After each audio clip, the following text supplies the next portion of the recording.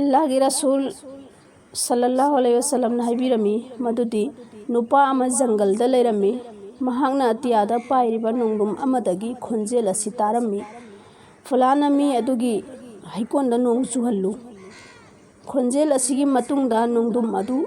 पाइखिरमी अमसुंग नुंगाइरक अमदा नोंग कन्ना चुथरमी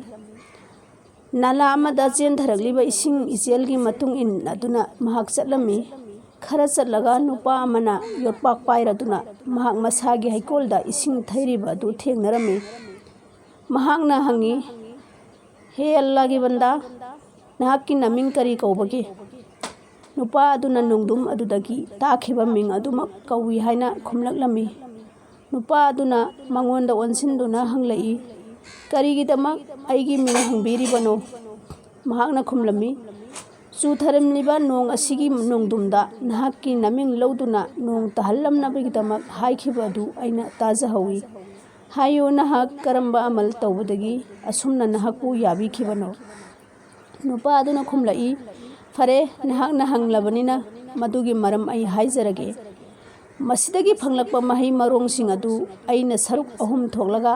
अमना लैता लाइरसिंगदा पिथोई सरुक अमना आइगी इमुंग मनुंगगिदमक थम्मी अदुगा सरुक अमना लाकदब सहीगी मरुगिदमक थम्मी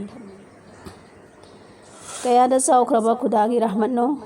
महाकी याथंग इंजरिबा बंदागिदमक अरोनबदा मतेंग तौबिरी मतेंग असि बंदा मसामकना फावबा खंगजदे अल्लाह की ओइख्रबा मी अदुदी अल्लाह सु महाकी ओइख्रे हाइबसिदा कयादा सुमलबा वफमनो लखथोकसबा बेस्ती जवर